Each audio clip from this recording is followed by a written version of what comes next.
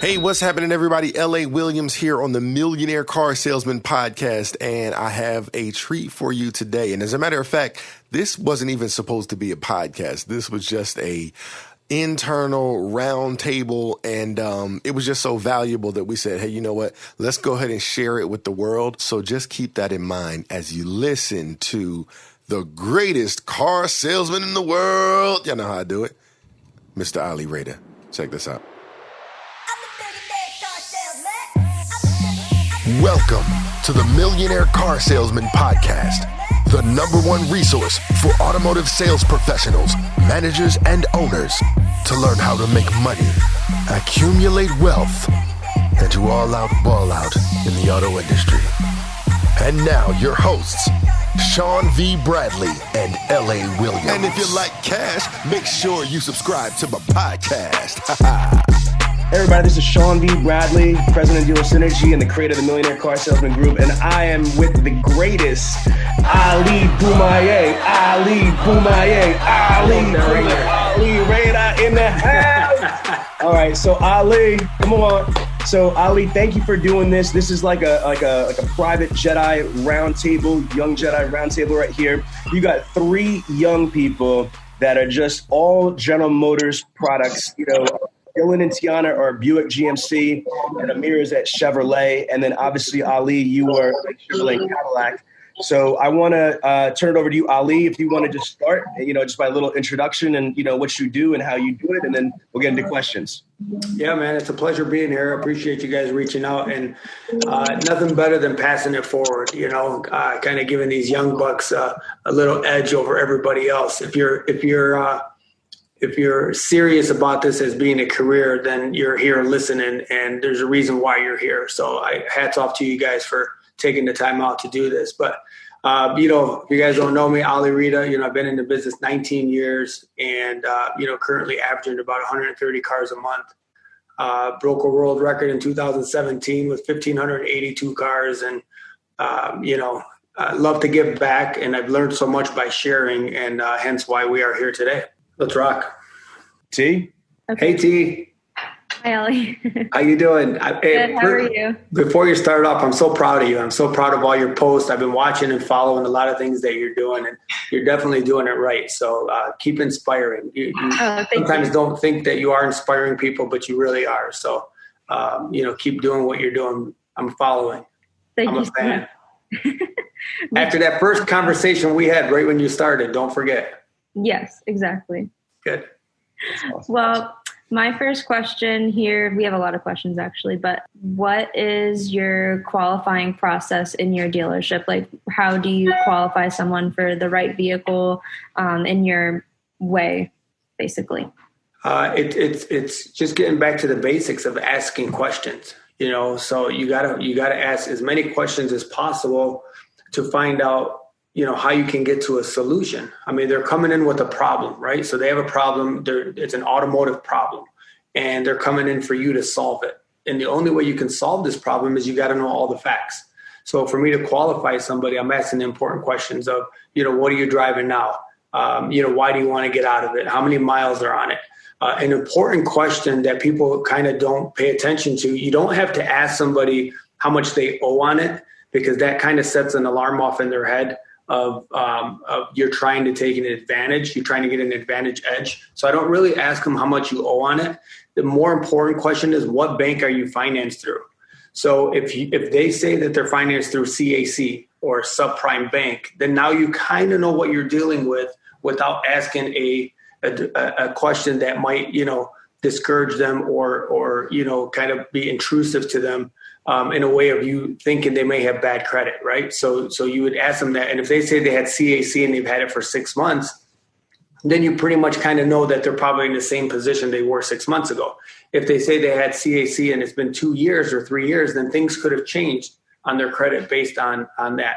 The other thing was why you ask what bank it is. You can actually look up the payoff without them even knowing, because you have the VIN number and you have you have what bank it is. So I would look up the payoff without asking them what their payoff is.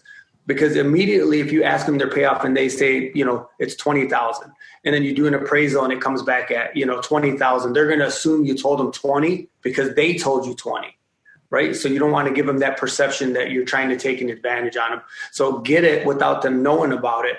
And then you can go ahead and proceed with everything else. But you got to ask the right questions. I mean, you're solving a problem. And if you don't have those answers, you're kind of handcuffed. Okay. I want to bridge this. And this is why I'm just here as the moderator. So Ali, can you role play with Tianna? Because here's the thing is that those are great qualifying questions. But from my experience, it's not just the qualifying questions. You're not interrogating somebody. You've got to mix qualifying questions about banks and, what kind of vehicle they're with, also qualifying questions about themselves, because you're trying to simultaneously build a rapport. Because if I'm asking certain questions and I find out that they're a parent or that they live local, I'm trying to establish common ground. So Ali, you know where I'm going with this. If you kind of demonstrate simultaneously, like if you and Tianna kind of role play, like let's pretend that you guys are sitting down at the desk and you just took a customer worksheet or upsheet, like go through it for real as a role play, because I want us to hear how you would ask the qualifying questions for automotive, as well as just the background information of that prospect to try to establish rapport. Can we go? Yeah, and it's hard. I want to say something about role playing. It's kind of hard to role play certain questions of exactly what happens unless you're in that mindset. Right. I get the role playing thing, Sean, but the problem is you're never going to get that authentic. Because if I'm at my desk and I'm focused and I'm laser focused on somebody, like I'm literally, that's what I'm concentrating on. So it might throw it off a little bit, but just so you kind of keep it in your mind. But if we are saying that, and Tianna, you walk in and we do the introduction and everything, and I say, okay, so what brings you in today? And then you kind of going forward with, your question of okay, so let's say you're saying, well, I need to get rid of my car. And I say, okay, is it the car? Is it the situation you're in? Do you need to upgrade? So I start asking questions about the car, right? So then, once you get to the car, you're like, well, if you want to say, well, I just had a new baby and the car's too small. Okay, so now I kind of know what direction to go with what car, so you got to get all the information on the car, on the miles of the car, the banking information. It's let me jump in. Information as you can get. Let me jump in. He's so right, guys, because I wish you guys didn't follow jiu-jitsu, because in jiu-jitsu, I've been doing it for so long. Somebody opens up an arm. If you're rolling with somebody, it's not planned. You might have an original strategy, or in wrestling, and then all of a sudden they expose an arm or a leg, and then you just flow into it. So that's what happens in car sales. You have to get good, not just at ad-libbing, but on freestyling. So I totally understand what Ali's saying, because depending on what they say, it's almost like pick your own ending. If they say this, you could say this, this, or this. And by you saying this, they might say this, this, and this, and then you could take it to that direction. So he's so right, but there's question starters. Ali? You're right on, because what happens is they might, the problem with salespeople, Sean, that I see, and especially young salespeople, is if you're following a certain script and they're like, okay, here's what you got to ask them. You got to ask them this, you got to ask them this, you got to ask them this. What they don't teach you is like what Sean is saying, they throw a curveball. Some street smarts got to be involved here. And you got to start thinking, okay, well, let me use my brain and think for a second and react in a way that, they understand. So you can't like word tracks this stuff. The other thing is they may, they may throw some kind of curveball at you and you're looking at this sheet and you don't know how to react to it. Well, you just lost that momentum. You just lost that connection with that customer. The main problem I was going to say with salespeople, Sean, is we don't slow time down enough to actually listen to what they're saying. The problem is salespeople, and we all do it. Okay, we all do it. So the reason why you forget somebody's name when they introduce themselves is because you're thinking about the next question. And if you're thinking about the next question and not absorbing the answer of what they're actually saying, then you're not going to remember anything. You're not going to be able to solve this problem. So you've got to be able to slow time down. You got to be patient. You got to let those questions come out and develop, which means that if they start talking about something and then you interrupt them, you just completely change the direction of that conversation, because the next thing they were about to say was probably the most important part of that whole sale, about the whole deal, because you interrupted them, because whatever you were going to say was more important than what they were going to say. And that's so false. You've got to let things develop. You have to listen to understand, to react. Ali, you hit it. I just, my daughter and my nephew just sat in for the first time to the 7 Habits of Highly Effective People training, and it's Dr. Covey's 5th habit. It's seek first to understand and then to be understood. Dylan, do you see why the 7 Habits training was so important? The greatest that ever did this in the world just said the same thing. And Ali, you're right, because it's called empathic listening. So many times people are listening like you're playing double dutch. Like, you're not really listening. You're just waiting for them to shut up so you can jump in and say what you've got to say. And let me put this on a trainer level. NADA says the number one reason why people don't buy cars is because they're landed on the wrong car, which means the salesperson and the TL manager both did not properly qualify them. They did not properly listen. So that is beautiful, beautiful advice, Ali. Yeah, and that's right on, because you guys know I have a salesman that works under me. His name is Carlos, and you're right on about the manager thing, Sean, because it is up to the salesperson, but also the sales manager needs to pay attention to what car you're on, because landing somebody on the wrong car from the beginning is a complete disaster, because now you either had them on a car that's way up here and then they can only afford here or budget for here. Then you got to bring them down. It's very difficult to do. So, I have to do that with Carlos all the time because I'm his desk and manager. And, I have to make sure he's on the right car. And if he's on the wrong car, immediately I stop it immediately. And then I might go in there as a manager and talk to the customer and say, this is not the car that we need to be looking at. Let's go take a look at these few other options. And I'll literally walk them out there and look at those cars with them, and then I'll leave them be. Managers are not doing that, Sean. They're just like, here, this is the wrong car. Go find something else. And that's a flaw in our industry, because it's not just the salespeople. It's not just these guys that are making the mistake. It's also the managers that are not leading them the proper way. So you guys got to be conscious of that. Ali, let's take it back to there. Let's zone in on that right there, because there's also going to be obviously, managers that are listening to this. And so let's just say like us, we're old school, right? And we have new school right here. We have 3 fledgling automotive professionals on deck on this Zoom. So let's say, how do you do it with Carlos? So if you've trained Carlos how to qualify a prospect, how to ask questions, where's that process that you validate that? You know what I mean? Because you are the desk, but if it was Tianna's desk manager or Dylan's desk manager or Aamir's desk manager, at what point should and how does the desk confirm that you're on the right car? First thing, it's up to the salesperson to get all the information that's needed for the manager to make that final decision, right? So the manager has to know the payoff. I got to know interest rate of what their previous car is. I'd like to know that, because I like to know, where I'm going to be at. If I can get the credit ahead of time, I will, but that's not always possible. I need to get the appraisal. I need to get all their information, the bank information, just everything. I need everything to make an educated decision on where to go. It's car type. I need to know, why they're trading it. I need to know, what they're trying to get into. We have some, What about the money? I know I'm interjecting. Of course. Oh yeah. Down payment. Down payment. I always got to have down payment. So I need to know all this stuff. We had a guy coming out of an Escalade into a Silverado.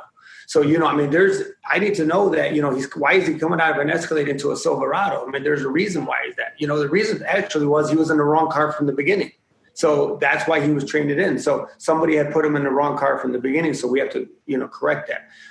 If you assume he's coming in an Escalade and he wants another Escalade, then you're backtracking. So, as a desk manager, I need all this information ahead of time in order to direct you towards the right vehicle. Well, question, pricing. There's like a dilemma in the automotive industry. Just like, should we give price on the internet, not give price? There's also a dilemma, and people are like Bloods and Crips on what I'm about to ask you. Certain people in the automotive industry don't think that it's smart to ask, if somebody's going to put X amount of dollars down or what they want their payments to be. Do you think in the initial part of the engagement when you're qualifying a prospect that you want to find out, how much they're willing to put down and how much they want to pay per month? Yes. Yeah, I don't mind that. I really don't mind finding that I like knowing that information. So, I might take an educated guess by their income and the payment they're currently at. Absolutely. That's where I was going with it. Explain that, brother. That's fire. Absolutely. Yeah. So I'm looking at how much they're making. So if they're making $30,000 a year and they're in a $400 payment, I need to understand that, we're at our budget, right? But if they're making 35 grand and we're all of a sudden going to be at 800, I'm not going to waste my time. I mean, I'm literally not going to bury this person, just because we could probably do it one time and that's it. But I need to, you got to remember that this customer that comes in to see you guys as their advisor, they need to leave better than you found them in order for you to retain them forever. So if they, every customer that comes in needs to leave better than when they came in. And what I mean by that is the position they're in the car, maybe the rate they're in, maybe the payment that they're in. Because, in 2 or 3 years or 4 years, when they come back and see you, I mean, you need to be able to do something for them. And the last thing you want to do is say, hey, you're like 30,000 upside down. Sorry. Well, I bought the car from you. I mean, whose fault is that? So eventually, you could do that a couple of times, but eventually it's not going to turn into a long-term relationship buyer.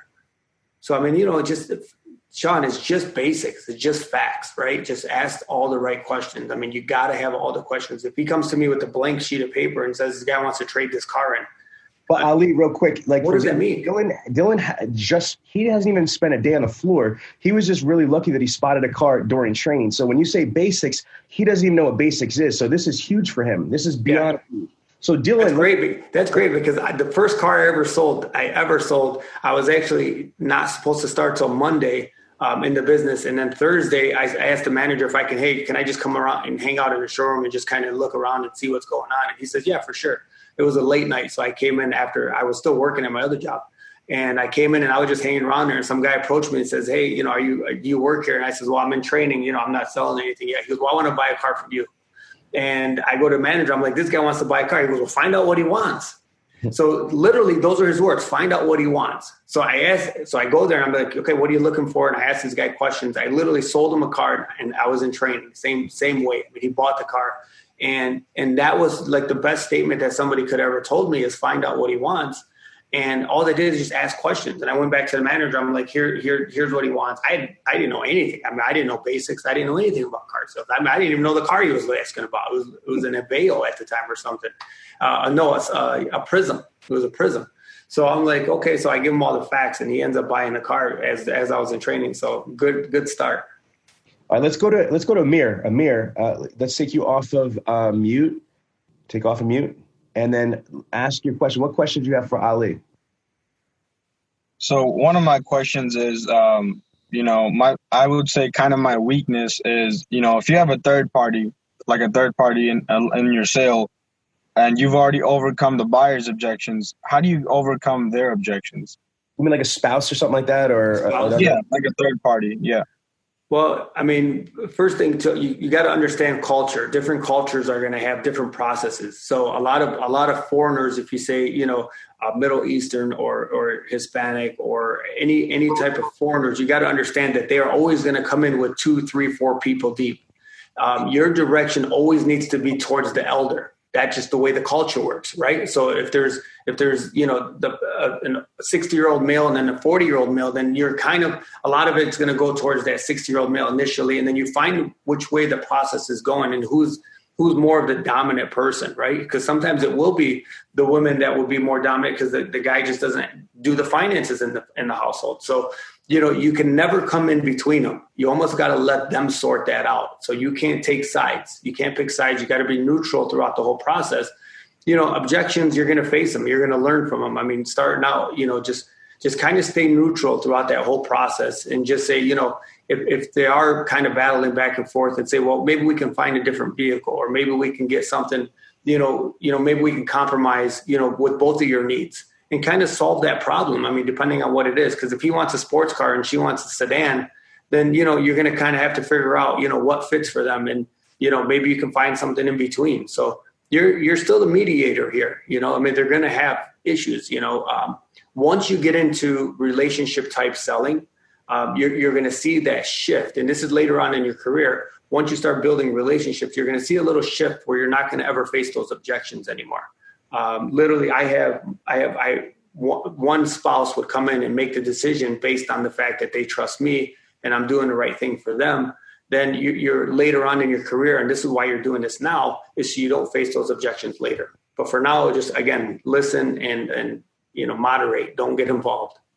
I got a question. Let's back that up. That makes sense if their engagement. Well, this is like an oldie but goodie. Let's say you have one person that's coming in and they say, I need to talk to my spouse, or I need to, tell my wife, or I need to tell my husband. How do you handle that if you only have one person there? We've heard different things like, let's get them on the phone. I used to do that all the time. What do you do if you've got one decision maker that's there and then that person is saying that they need to check with somebody that's not there? How do you handle that? Yeah, I always try to set it up for them both to come in. So if that's the case, I say, well, you got to give them the information that they want, because, if you don't give them the information and they go back, then you're probably less likely for them both to come back. So I give them the information that they want.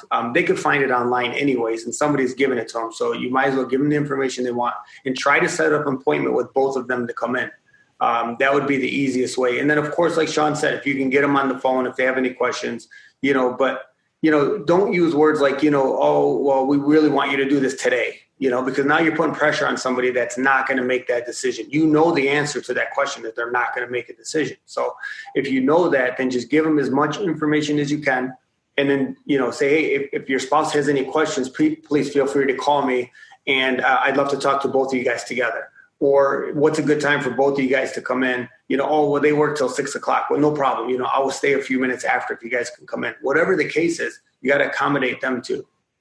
If I may add, what I've also advised our clients to do is offer to bring the vehicle to them. So again, you want to try to, obviously you want to try to figure out if you can handle the situation at the dealership, whether that's through a Zoom or an Apple FaceTime or a phone call. Let's get them on the phone. House, right?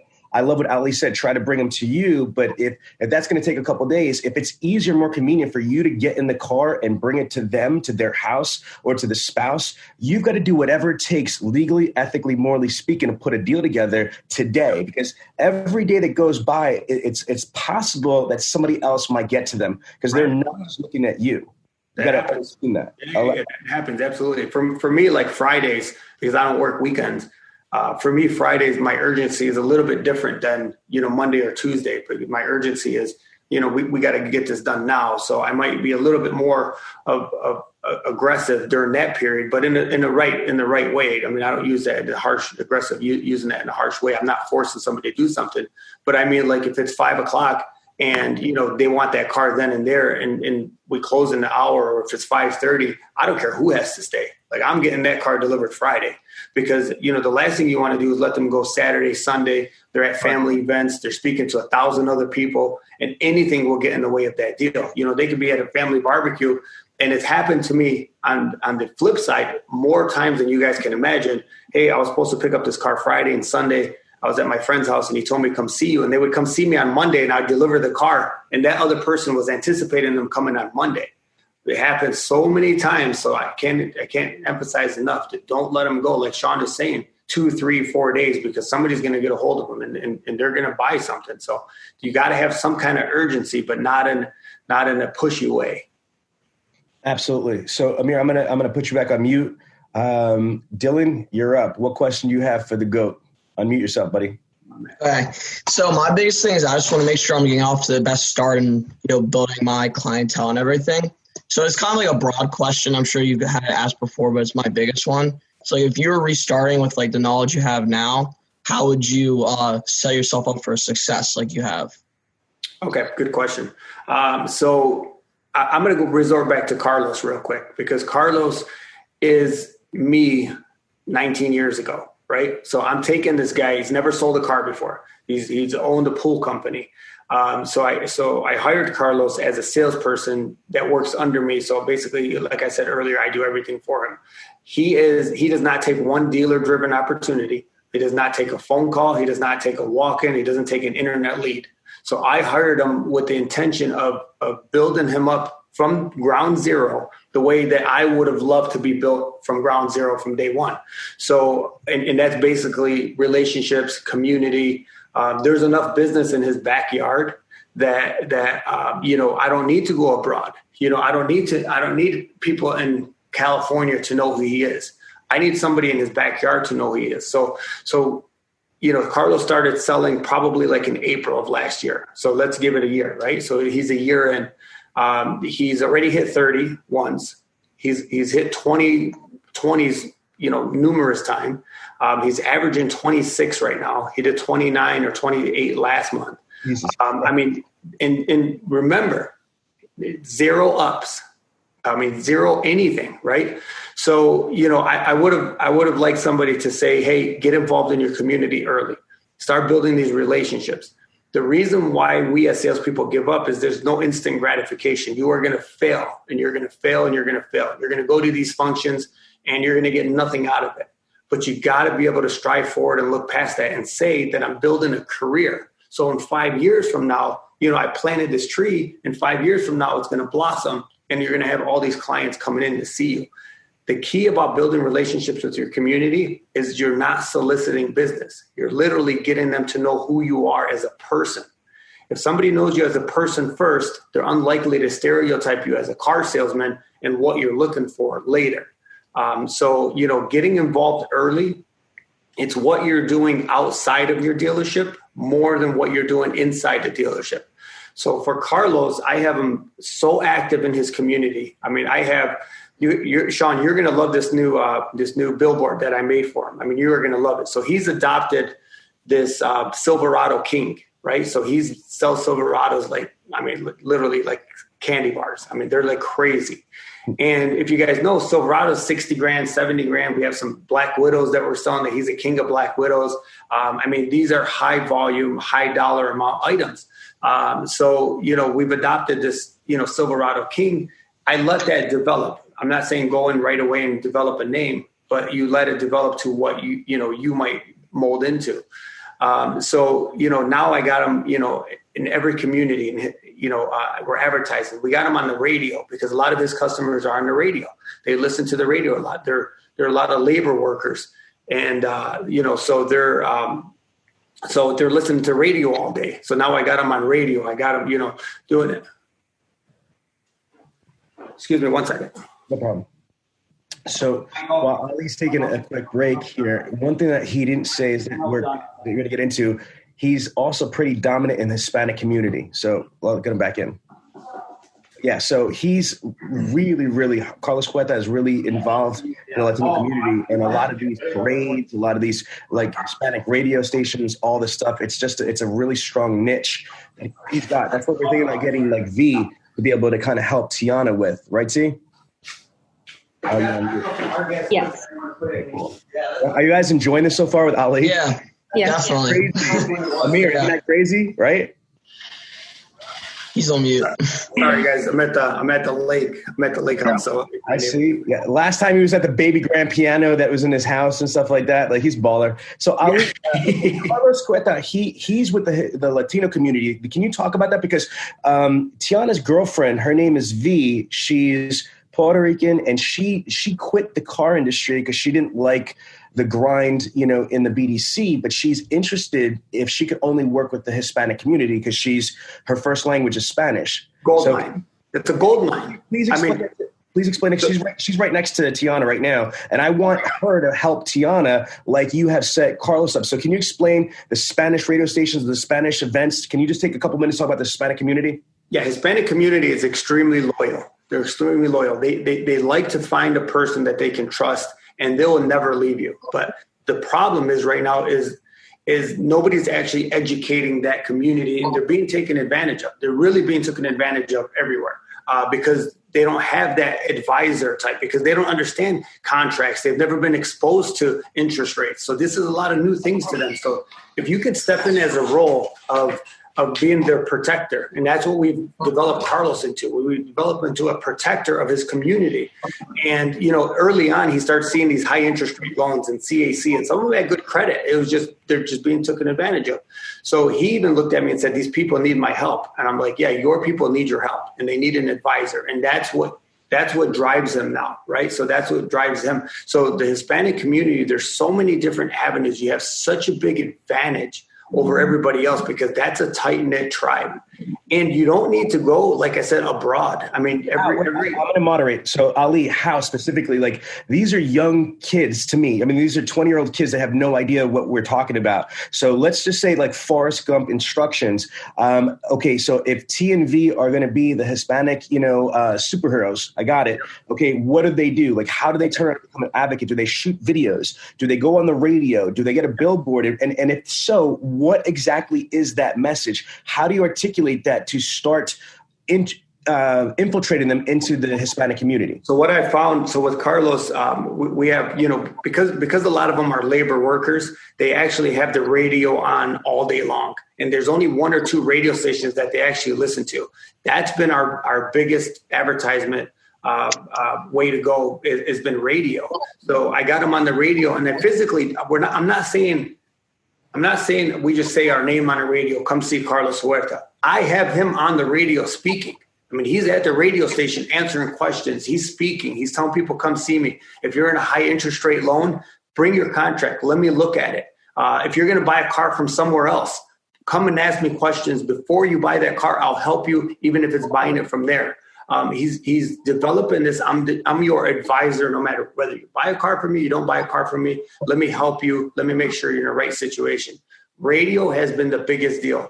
Also, we have a billboard, and I'm going to show you this ad that I just made up. This is actually me, but it's going to be him.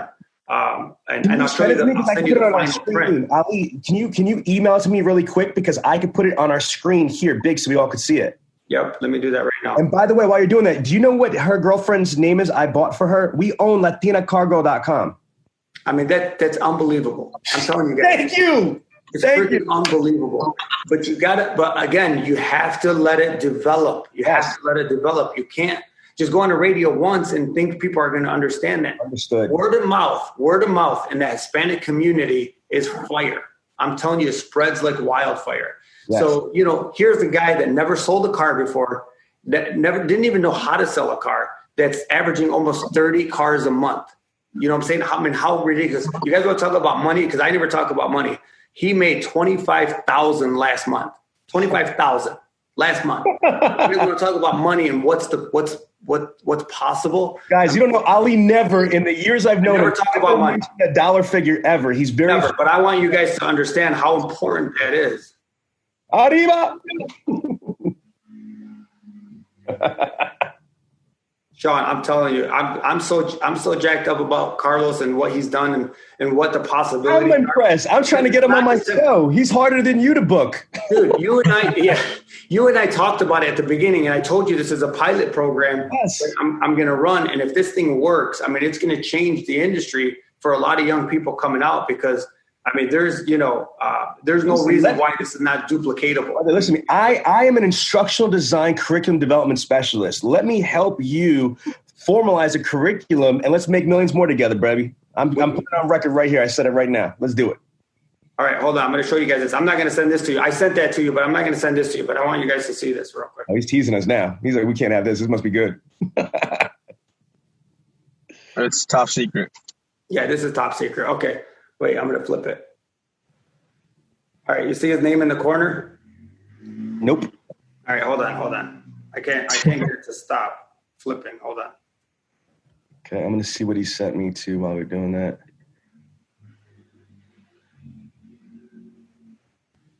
Okay, so I have the other thing that he sent me.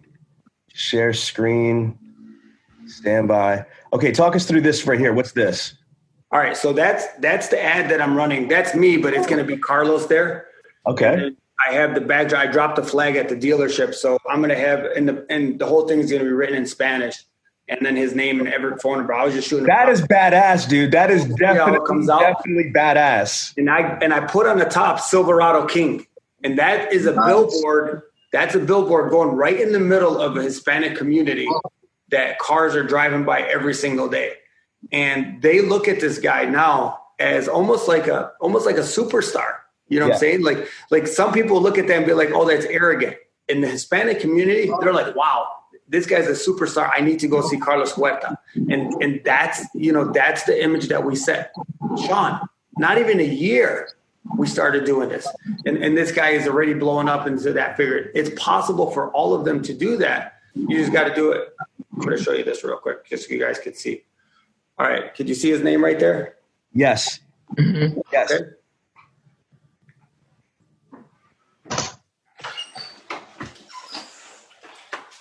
$7,825. What's that? No, look it up here. Up there. It's hard with the glare. There's a big glare.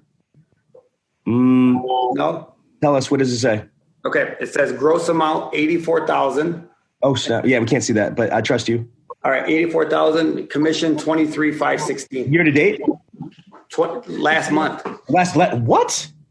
That's his commission for last month. I don't know if you can't see it with the glare, but it's there. Damn. Might be backwards. But anyways, just to show you guys, we never talk about money, but I just want you to understand, as young bucks, you guys, that's the potential. That's why advertising is important. That's why being present. Jump in right there. That's my next thing is, how much money are you investing in yourself or into Carlos or the co-op from the dealership? But how much are you spending for radio, for this, for that? There's got to be a budget you're spending. Yeah, and it's literally not that much. Those radio stations, they're not these huge broadcast stations where they're very expensive. They're local stations. So, I think we're spending, co-op dollars, the billboard, $500 a month, nothing. The radio, I believe, is like $1,200. I think it's somewhere right around there. So that's not that big of a deal either. But that's it. That's all I'm doing. Everything else is hands-on. Explain this. There's two things I want to say to go back. Dylan, you might not even know this. Do you know what your dealership's name is? It's called the Chevy King. Like it's the Chevy King and the GMC. Yeah, like I heard that. Yeah. So it's so funny you mentioned that. That's the actual name of the dealership. Patriot, Chevy is also known as the Chevy King. They got the trademarks and all that other stuff. So what you're saying is perfect for Dylan or for Tianna to be able to do that stuff with. That's one thing. Second thing is that, again, you guys, you have to invest in yourselves. I have a guy that I just interviewed, Ali. I want you to, on season 3 of the podcast, he's the guy with the flamethrower. Did you see that in the group?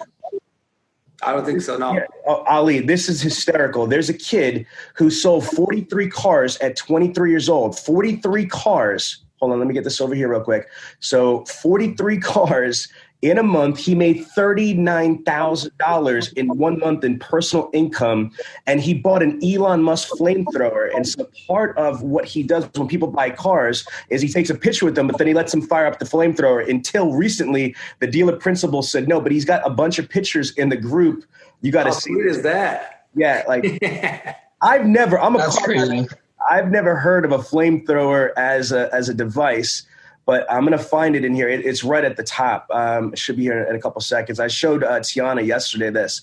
But talk about how crazy is that? $39,000. But he spends at least, I think, $1,000 a month in personal advertising. There it is. Look at this, Ali. You're seeing I see it. Your own eyes. Wow. That's amazing. That's awesome. Look at that. That is pretty sweet. Wait, that's saying I just made $39,000 this month, and I'm gonna fire a flamethrower. That is hysterical. That is pretty sweet, dude. Yeah. I love that. So, but can you explain co-op? Because a lot of people don't understand, because the advertisements probably cost more than that, but the dealership could have cooperative advertisement. Please, Ali, talk about how a high-level salesperson could work with their managers to get an offset from the manufacturer's cooperative advertisement. Explain that. Yeah, so basically every vehicle comes with a little bit of dollars that you can use to advertise. That's payable by the manufacturer. So it's called co-op. So they'll pitch in some money if you're advertising. They have rules and regulations on what you have to have and what you have to do. But your dealership is spending that money on advertising anyways. So all you need to do is just tell them, hey, I'd like to advertise a little on this end. And, let's try it for a few months, see where it goes. It's not costing them any money out of pocket. They're spending that money anyways. You're just moving it from one area to another. You just got to, give them all the facts. Let them know, hey, this is where I want to advertise. This is what, Carlos is doing up in Michigan. And this is what I think I can do here. And, just try it out for a few months and see how it goes. I mean, For Hispanic market, I mean, radio, the newspaper, they have local papers. They're like $300. If your dealership doesn't do it, you do it yourself. It's $300. You're going to make that back anyways. Again, you can't try something for 1 month. I mean, you got to have this longevity. The radio, I'd like to have at least 3 to 6. The newspaper, I'd like to have 1 year because it's very inexpensive. You can buy the whole year for like $1,000. So definitely do that. And just find out other areas. They have, the Hispanic community has so many things inside the community that they do, parades and festivals and restaurant weeks and all the other stuff that you have to go to those. I'm not saying go put your business card and leave. I'm saying interact. I'm saying go there. Take a brand new, Sierra, Tianna. Take a brand new truck with you and, put it out there. I mean, that's what's going to draw attention. And then it's repetition. If they see you at one parade and then 2 months later they see you at another, then 3 months later they see you at another. Now with the Hispanic community, even though they don't know you personally, they feel that they know you and they trust you based on the fact that you're around their group, right? So same thing with the Lebanese community, same thing that I do. I don't know everybody there, but what's more important is I don't need to know everybody there. They all need to know who I am.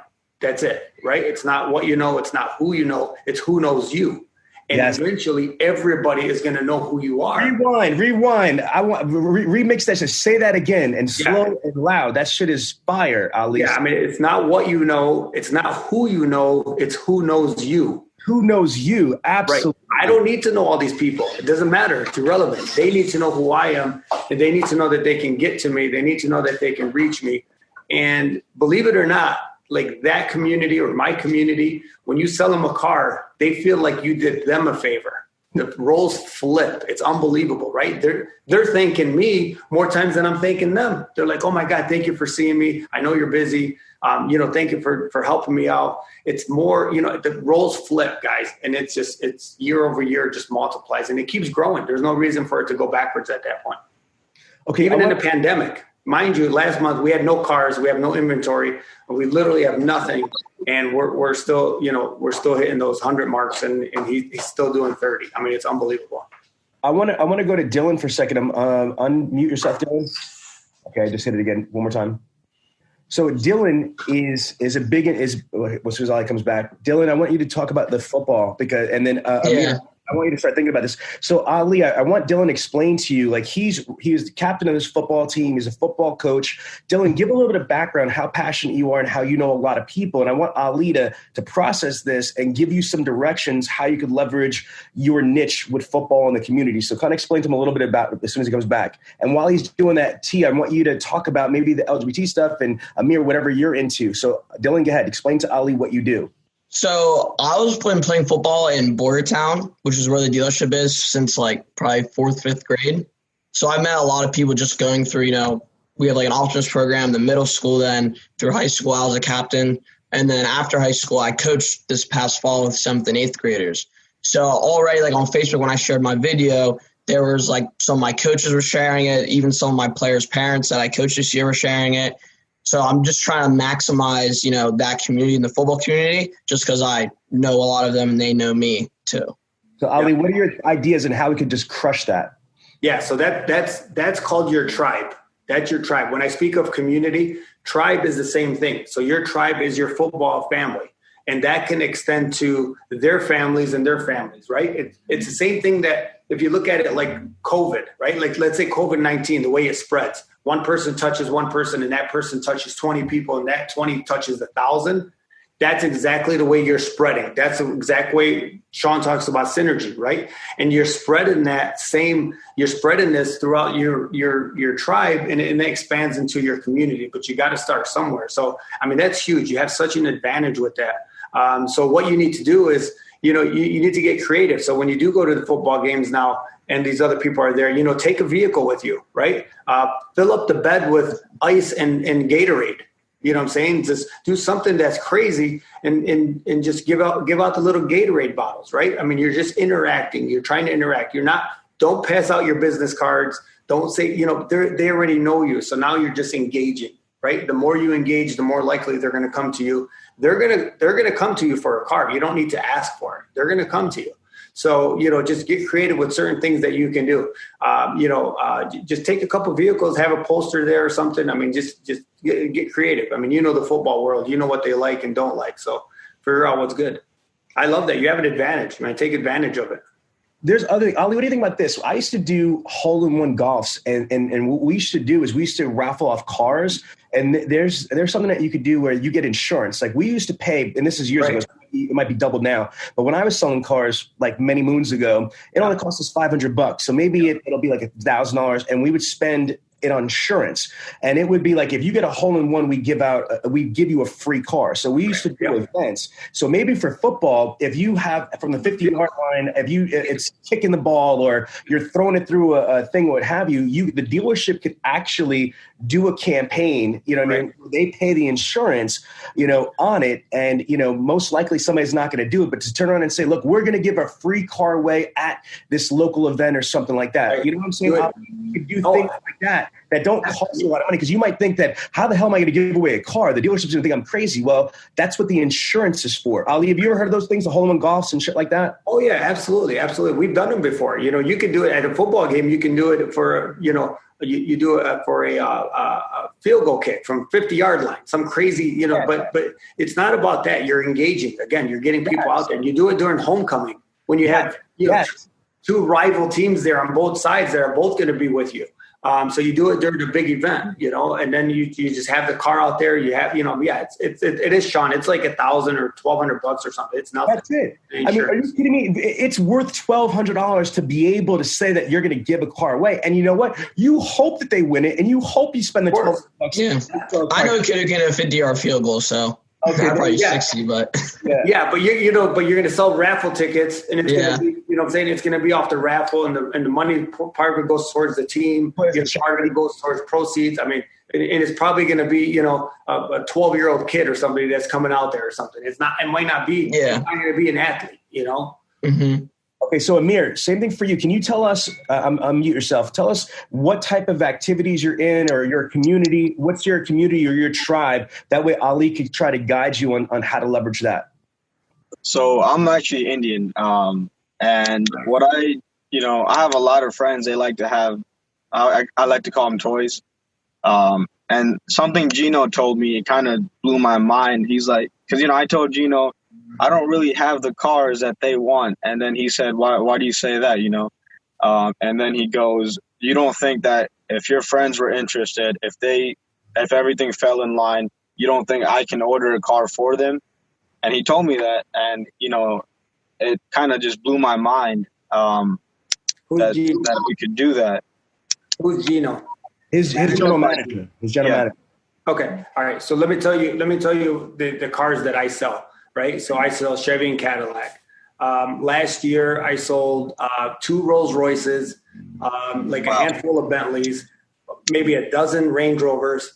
I'm the go-to guy for any kind of car. I literally sold a Range Rover last week. I had to get it from somebody. So if you're the go-to person and your friend is coming to you and saying, hey, I really love this Mercedes S550, and you can get any kind of car you want. It doesn't really matter. I mean, I sell Ferraris. I sell these cars. The other thing is I'm starting to advertise that I can get any high dollar amount. We have an advantage over them going to a bank, right? So because it's easier for us to finance somebody at the dealership than it is for them to walk into a bank and try to get a loan. Walking into a bank, there's a lot more red tape. They need tax returns, pay stubs. They really look at, DTI. So we have a little bit more of an advantage. So you're telling them, hey, I can get you the loan quicker and easier than anybody else can. You've got to run it through the dealership. Of course, the dealership has a used car department. That's where they're running it through. You have access to a million cars. You can get any kind of car you want.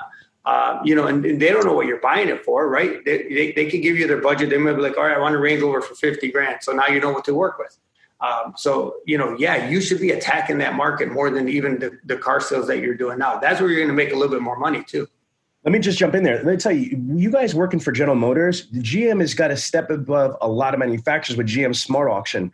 You have GM Smart Auction, you've got Manheim, you got Auto Trader, you got Google, you've got the internet. I mean, you could find anything that's out there if it exists. too many people, Ally finances cars from everywhere. Absolutely. But too many times salespeople and God forbid I say it, but managers are complacent in the mediocrity. They won't get off their fucking ass to go locate and find a car. They won't go to the auction and pick up a car, but you've got to be willing to do whatever it takes legally and ethically speaking, which transitions smoothly into the COVID-19 question. I got the next question. T, you're in debt for your next question, but my question is this. How do you handle the inventory issues that we're facing right now? Because dealers all across the United States are having inventory issues. So I would love to hear how a 100-car plus guy, a $130 guy, handles inventory issues. So you got to get a little creative, right? We're all having inventory issues. We have inventory issues. That's why a lot of people are buying these used cars, right, Sean? I mean, a lot of people are switching from new to used. Now, how do you get used car inventory? There's a couple of things that you got to keep in mind. So if you have a database, so you guys are young, so you might not have your own database, but the dealership has a database of used cars that were sold 3 or 4 years ago. Now is the best time to call those people and say, hey, I know you might not be in the market looking for a car, but your car is one that we're looking for. It's bringing in top dollar right now. Let's revisit your account and see if we can better your situation. Then if you're getting that car from them, and you might already have a buyer for it. Like for me, I always have a buyer for the car I'm getting, right? So if I have a buyer for it, I don't think you guys can do this, but I hold a trade for 1 or 2 days before I put it into used car inventory because I'm probably going to sell it before I even put it in there. So, but if you know ahead of time it's coming in, pre-sell it. So I'll get a hold of my old clients and say, hey, I need your car. They're bringing in top dollar right now. Let's revisit your account. I have them come in, get it appraised, figure out what other car I can put them in. Now you got a 2-car deal that you manufactured, right? Just like baseball manufacturers runs, they create it by bunt. They create it by one hit at a time. Same things. We're getting creative. You're getting a hold of people that are not in market. The good thing about people not in market is they're never going to shop you because you contacted them. They're not unlikely for them to go, well, I'm going to go check another dealer. It's not in their brain. They're not thinking that way. They're already committed to you because you contacted them and put them in market. So you got to understand that part. The other thing is service drive. If you guys work the service drive right now with these older cars that people are coming in to repair, to fix, don't forget, people have money right now. Money is not an issue. Money is not an issue across America, right? Everybody has money. Eventually that's going to drop off, but everybody has money right now. So if they're in service, somebody that was putting new tires on their car, so now because they got money, you might be able to grab them before they do that and say, hey, let's trade this car in and get you a nicer, newer car, better payment, whatever the case is. Interest rates are low, you are getting top dollar for their trade-in. So, I mean, the service drive is a huge portion. The other thing is, I don't know if you guys have, you can look at your lease portfolio or the dealership's orphan lease portfolio. And I've been able to manufacture a lot of deals off of getting people out of their leases. I'm not talking about these Terrains, Tianna, or the Equinoxes. I'm talking about Corvettes, Tahoes, Escalades, because they're bringing in top dollar. So you guys are going to laugh at this, but my assistant manager drives a Corvette, and it was a lease. I had another guy looking for a white Corvette, and I know he was driving one. So I told him, hey, let me see the keys to your car. It was sitting out there. I showed this customer his car. Customer loves it. I'm like, hey, I'm buying your car off of you. I'm getting you out of your lease, and I'm buying your car off of you. I literally dehorsed him. I paid off his lease, sold it to this other guy. It was $51,000, sold it for $55,000, $56,000, sold it to this other guy, got him out of his lease.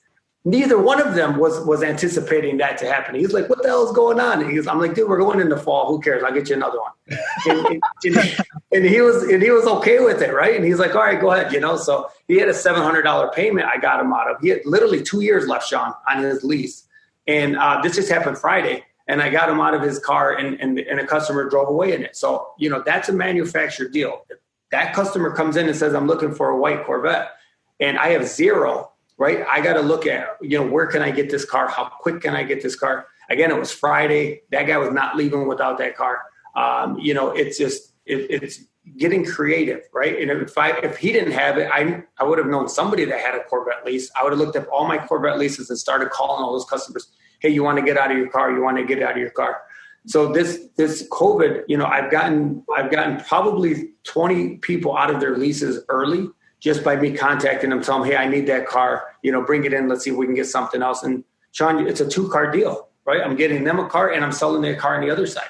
So Ali, let me recap that, because you just hit us with like machine gun fire knowledge. It's a lot. So one of the things that I just heard you say again is go to your database, or the dealership's database of previously sold vehicles. So if the dealership sold used cars, or even new cars for that matter, like 3 years ago or 4 years ago, you now have a complete database that you could start calling people. Not only could you get your used car inventory, but you could potentially flip it to a 2-car deal. The person that you're going to get out of needs to get into a newer car. And then now you could have somebody that their trade-in is going to go to somebody else. I thought that was brilliant. So work the database. Second is work the service drive. Okay. I thought that was really strong. Again, you have people coming in every day right to you. You don't have to go far. And then the last thing I heard you say is, just like put it together by like you said, any opportunity. I call it FITFO.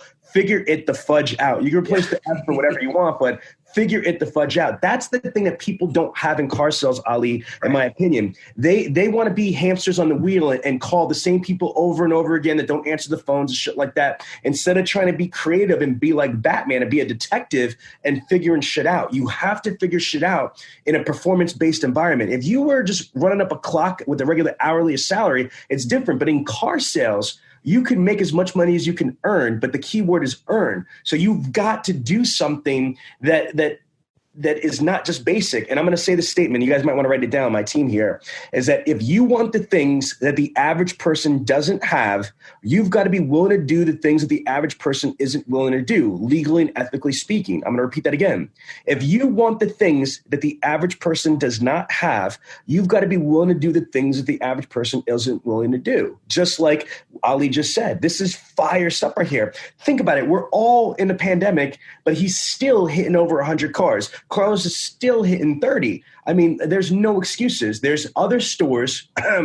There's other stores that we know, right, guys, that are going to make excuses. It's the pandemic. It's Donald Trump. It's the election. It's, Al-Qaeda. It's ISIS, whatever the fuck it is at that point in life. It's always something. You could live out of that paradigm, or you could live out of the paradigm that you are in charge of your own destiny. So T, on you. Okay, so your turn. Unmute. I want to say one thing before too, so about hourly pay and that. So, because you kind of touched on that real quick. So you guys do understand that you get paid hourly. You matter of fact, you get paid to speak to every single person that walks in, whether they buy a car or don't buy a car. You got to understand how this process works. So if you're working 6 days a week, I think that's about, I only work 5, but if it's 6 days a week, I think that's like 3,000 hours a year. So if you're making $100,000 and you work 3,000 hours, then you're making $30 an hour. So if you're not hitting that, then you got to understand, break it down what you made last year, how many hours you worked. And if you're averaging like $20 an hour, then is this job worth $20 an hour? Absolutely not. Right. So you have to figure out what this is worth. So that's what Sean is saying. You got to go out and get it. I could be upward near, working 5 days a week at like $300 or $400 an hour every hour that I work. So you got to understand, you are getting paid per hour. You dictate what it is. The best part about it is you can give yourself a raise every day. You can it's up to you. You want it, you go get it. You want to just sit there and make the average $15 an hour, then you're going to trip over that in this industry. Ali, since I'm tagged, since you're flowing in this way, I'm gonna meet you with the jiu-jitsu. You left an arm out. I'm about to Kimura this right here. This is what drives me crazy. Do you guys ever work bell to bell? Shake your heads. You three. Aamir, you work bell to bell? Never? Okay, but my 2 people work bell to bells. That's a 9 to 9, right? Can you imagine working 12 hours and not getting shit done? That's not the dealership's fault. That is you as an individual. The dealership is there to provide you inventory. The dealership is there to provide you the computers, the opportunity. It's what you do with those. So what Ali's saying, you're there regardless for the 12 hours. It could be a prison sentence, or you could be making $500 an hour for all 12 hours that you're working there. Is that correct, Ali? That's possible. Absolutely. Theoretically, right? Yeah. Okay. No. That's. It's not. You're not far off from that. If you think about how many hours you work, I think I work 2,500 a year or something. So I don't, maybe less than that. Right on. So Tianna, what's your next question? Well, our last question from me and Mom is time management. Is how do you manage all of your clients with your customers and not like setting appointments and things like that? Like, how do you manage everything in your day? Yeah, appointments for me are kind of difficult. It definitely going to come down to process. So I have 2 assistants that, our administration, they don't sell, but they do handle all my paperwork, they handle, getting back to customers, follow up. So that takes a lot off of my plate. But the way I get around appointments, and now because of this pandemic, it's changing a little bit because people want this solid time because they feel like, they don't want to come and wait for a long period of time. But, I kind of give them a window. So I opened it up. I used to say, well, I'm here from 9 till 6, please feel free to stop in any time. I'll make time for you. So now it appeared that I'm doing them a favor by saying I'm going to fit you in no matter when you come in.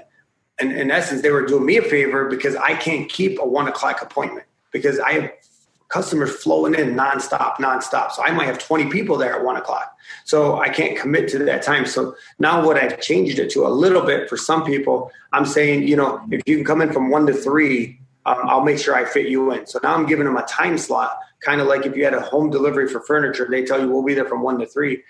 So I kind of give them a window of a time slot that they can come in. So if they showed up at 1, then it's not necessary I have to see them exactly at 1. For me, nobody waits more than 10 or 15 minutes. I have 4 offices. I can use each office. Everybody's sitting at a different level, part of the sale. So time management is very important if you understand and know your process very well.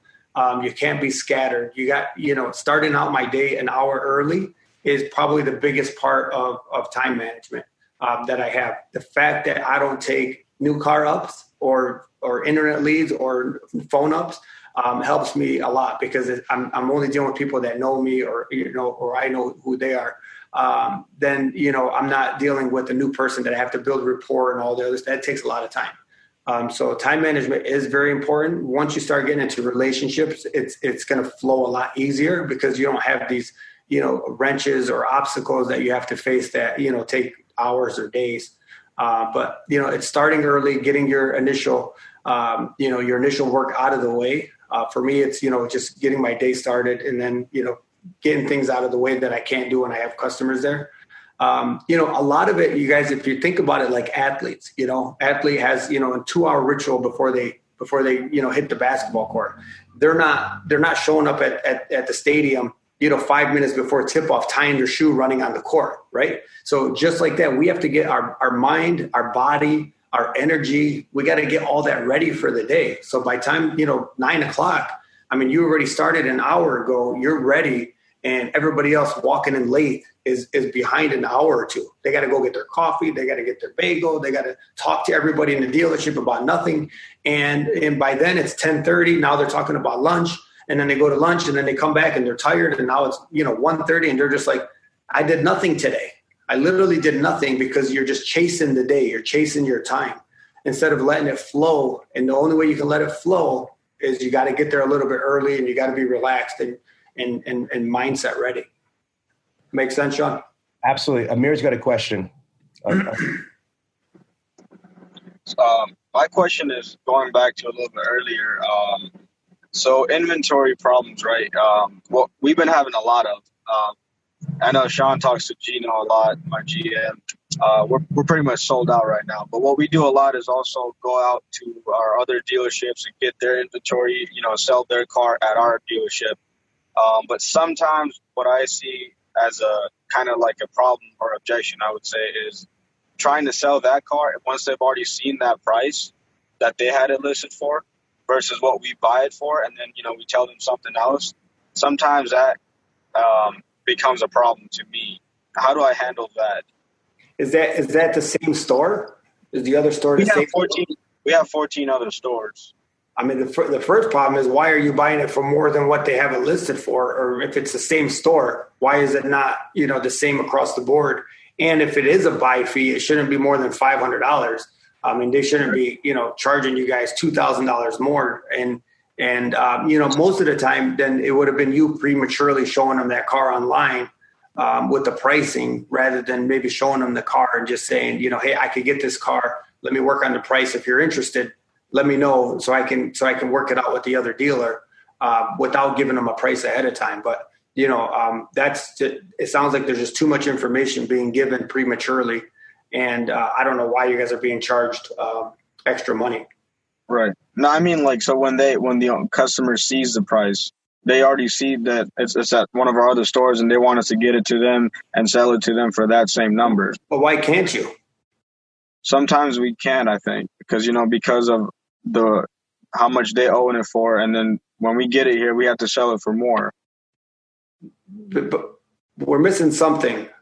We're missing something here, because if it's the same store in the same group, you shouldn't be a different price range. You potentially could be paying $500 more for the car just to transfer it from one store to the other. Ali, dealership politics, that's what it is. So yeah, something is not making sense. So for you, that doesn't make sense. You know what I mean? It's something that's internal with your group that shouldn't happen. That shouldn't happen, right? Somebody's trying to take advantage of a situation here. So, you need to get with the manager and say, hey, do I have access to the inventory of all the stores?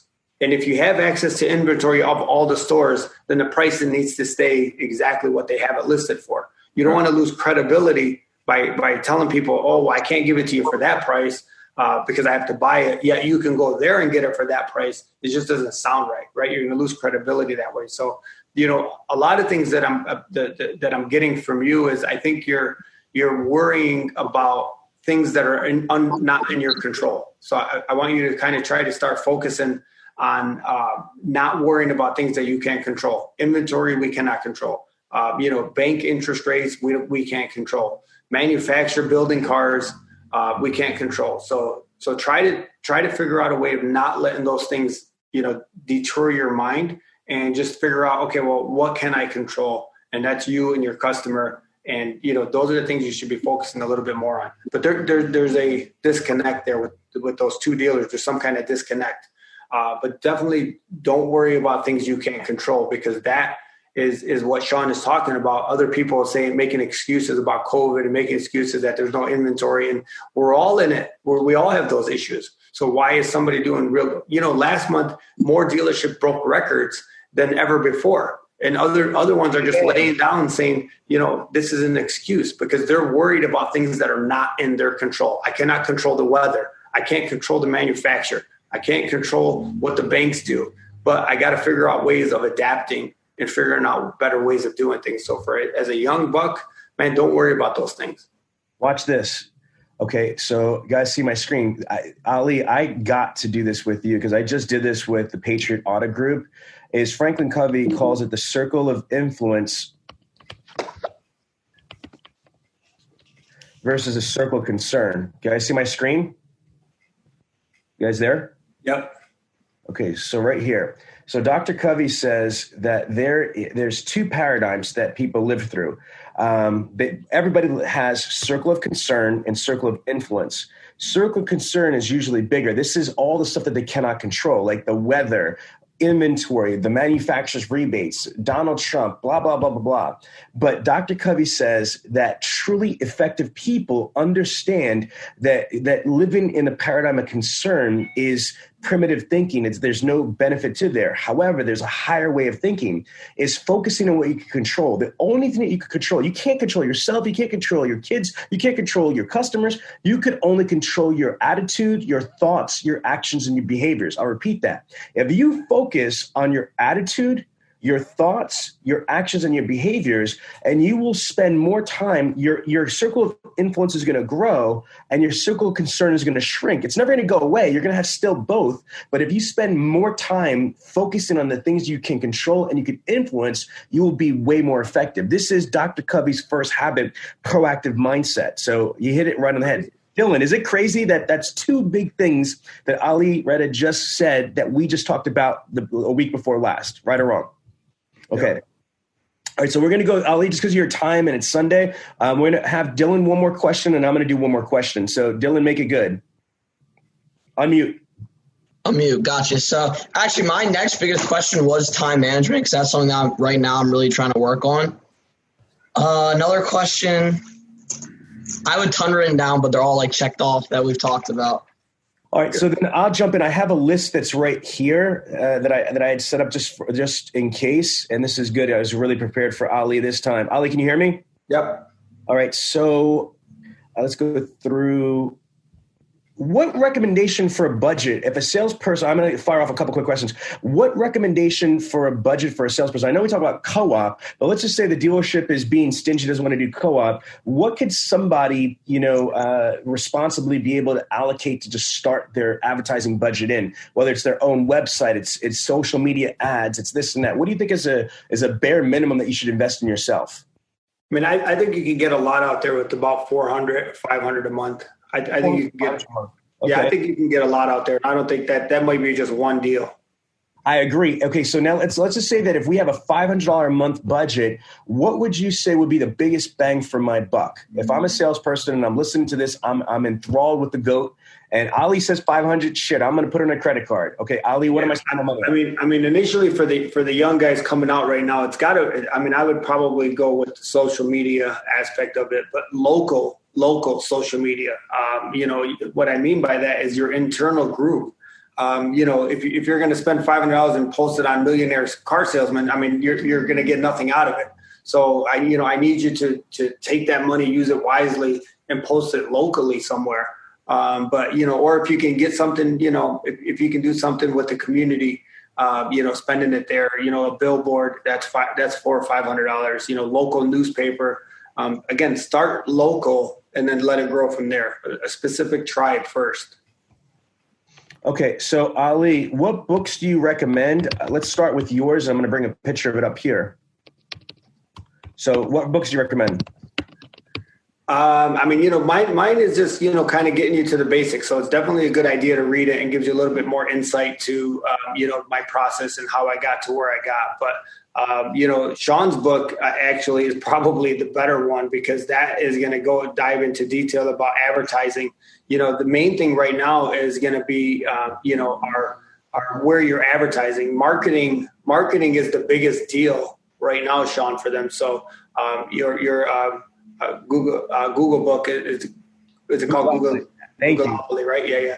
That actually is an attractive book. So, I would probably say read books about people. Do me a favor, because I'm gonna clip this edit thing. Let's go back. The book is Win the Game of Googleopoly, like Monopoly. Okay. I knew it was Googleopoly, but I wasn't sure what that is. No, but I'm gonna take this. I'm gonna do like a little book plug from you. So I'm gonna count back to 3, 2, 1. Say, hey, I'm Aamir Reda, and I highly recommend that you read Sean V. Bradley's book, Win the Game of Googleopoly. All right. So I'll give a thumbs up. Yeah. 3, 2, 1. Hey, I'm Aamir Reda, and I strongly encourage you to read the book Win. That's all right. It's okay, bro. Let's do it again. Win the Game of Googleopoly. Or just say the game of Googleopoly. Yeah, okay. So on 3, 2, 1. Hey, I'm Aamir Reda, and I strongly encourage you to read the book by Sean V. Bradley. I'm not going to get it, Sean. Just say Googleopoly. Just say I'm Ali. Just say Googleopoly. In the game of Googleopoly. Yes, okay. All right. Okay, just say, this is Aamir Reda, read Googleopoly. Just like Monopoly, Googleopoly. All right, so 3, 2, 1, go. Hey, I'm Aamir Reda, and I want to encourage you to read Googleopoly. Okay, now I want to show you something. Ali, first of all, thank you, brother, for that plug. You got it, buddy. I want to teach you guys something. Always execute on opportunities that present themselves. That was it. Exactly. Do you see this? We're in the middle of a freaking Zoom training, and he just plugged my book, so it wasn't like I just came out of nowhere with it. And I'm like, oh, hell no, he's the GOAT. If I get him to say plug the book, I'm going to be advertising the shit. Win the game of Googleopoly. You got it. Win the game of Googleopoly. I don't know. I love it. All right, I'm going to give you a couple other books, too, on a marketing level. So one of the things that helped me become the orange tie guy and now the orange guy is a book by Seth Godin. Seth is recognized as one of the greatest marketers that ever lived. He wrote a book called The Purple Cow. In the 1,000-acre field, if you want to stand out, you don't want to be a black and white cow like everybody else. You want to be a purple cow. So Seth Godin's Purple Cow is a great book. Gary Vaynerchuk, Jab, Jab, Jab, Right Hook. Jab, Jab, Jab, Right Hook is a really great book for social media. So, and then Ali mentioned Tribes. Seth Godin is the one that wrote a book called Tribes as well. So Seth Godin, Gary Vaynerchuk, Sean V. Bradley, these are good for marketing advertising. On a financial level, I would say Rich Dad, Poor Dad and The Richest Man in Babylon are good financial books because you guys are going to be making a lot of money. and you want to be able to invest it instead of like rims and stupid shit that's not an asset that appreciates. Okay. I know that was at me. Hey, you know what? I mean, you got to enjoy a little bit, but I agree with Sean. I mean, you know, if you're, you know, the number one thing you guys got to remember as young guys here is not to get yourself in debt. You know, getting yourself in debt is going to hurt your career in the long run because you're going to be selling scared the whole time. You're going to go to work because you have to make a house payment or a room payment, rather than, you know, going to work and saying, I have no payments, I'm relaxed, I'm at ease. You know, and then when you do make that money, of course, invest it wisely. You know, I have a few apartment complexes that are really huge to kind of get into. So, you know, you got to diversify a little bit. You know, so once you get to a certain level, you should be looking at other avenues. So again, Ali, elaborate on that because you obviously generate a tremendous amount of revenue from automotive.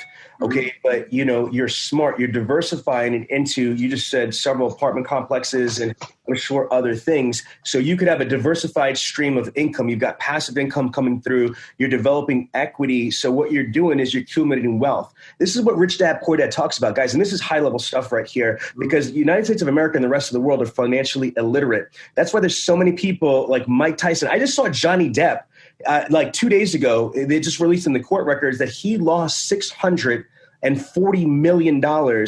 His fortune, $640 million. Johnny Depp. And now he owes $100 million in taxes. How do you go from $640 million positive to $100 million negative? Because you don't understand your financial literacy. And so you know what the best investment you're going to be able to do is yourself. Invest in yourself is the best investment you could ever do.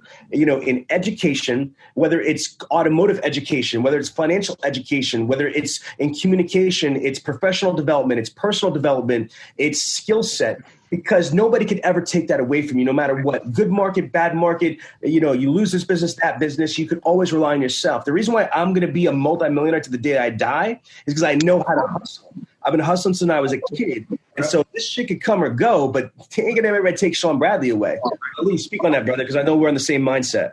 Yeah, absolutely, man. Absolutely. You got to think outside the box, and you got to say, you know, hey, if you know, I ever left this business, is it going to drown me? I mean, I'm not, you know, it's not gonna for me because I put things in place, you know, a safety net. And, you know, with real estate, you know, you can buy real estate now and it's not so much to make money now, it's to protect your future.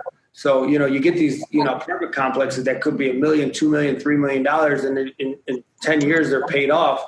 I mean, you know, you're sitting on this money at any given point. So, you know, real estate is a huge thing that you guys should be looking at. I know it's early. We're talking about this way ahead in advance. But well, no, you're not, because I already told my nephew, listen, Ali, you got to understand this. What he's doing is this. He's 19 years old, you know, and he's going to buy within a year on his vision board. He wants to buy a duplex. He's going to live in the unit one because he lives at his parents' house right now, which is smart. He's smart, very smart. He's going to live in the money.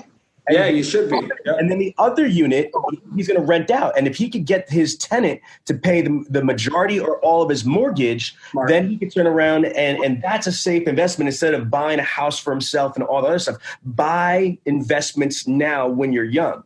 Yeah. At 19 years old, man, you have a huge advantage. And when you do it, you know, make sure you get the proper loan. You know, don't go 30, 40 years. If you can go 15, 10, that's where you're going to have an advantage. That catapults you into the future a lot quicker. Thank you. 100%. So guys, this is crazy. We're going to wind down now, but think about how fast this went. This was an hour and 20 minutes of just fire, like back and forth. Ali and I do this all the time. Wow. I do it all the time. I know. It's like ping pong. It's like, you ever see Forrest Gump? It's like boom, boom, boom, boom, ping pong back and forth. But that real recognizes real. You know what I mean? Like as far as this is here, it means a lot. You saw his family going back and forth. This man turned around and took away time from his family to sit here and basically speak to us because, you know, he loves this industry. And that's the thing I want to also give you guys is that it's got to be. That was my deal. Yeah, I love it, man. You know what I mean? Like, gentlemen, you need to understand that you're going to be in a position to also help other people. It's very important and to not just be an independent success. Interdependency, synergy is key. The more people you help, I believe it's going to come back to you. Call it karma, call it like just being a good person, call it, the laws of attraction and The Secret. Happening to me. Turn around and if you want the world to give you blessings, you've got to bless the world, especially if you're in a position to. Would you agree, Ali? It's happening to me live. I mean, it's happening to me here. It happened to me too, brother. It's happening to Sean. I mean, with the Millionaire Car Salesman Group, I mean, look how much he's given back, and that's time. People don't understand how much time it takes, and when Sean does interviews, how much time that takes behind the scenes, and it's a lot of personal time given up. But at the same time, we're growing, we're giving back. And eventually, I promise you, the two of us for sure, because we're already at this point in our career, we are leaving this industry better than we found it. Absolutely. So that's why we do it. And then you guys are the future of continuing that process. So it's very cool. Listen, as always, Ali, it's a pleasure. It's a pleasure to hear from you and just the way that your mind works, man. I just love it. Gentlemen, Aamir and Dylan, I hope you got a lot out of this with Ali. You know what I mean? This is great. And Ali's a member of the group. So in the Millionaire Car Salesman Group, you could DM him, I tag him, and he's awesome. So Ali, I can't thank you for blessing us with some knowledge and your experience. Bro. Thank you for your time. Thank you so much. Good luck, fellas. If you like this podcast, check out the world's largest private mastermind automotive group of professionals on Facebook, the Millionaire Car Salesman Group. Search for us in the group section. Over 17,000 strong and growing every day.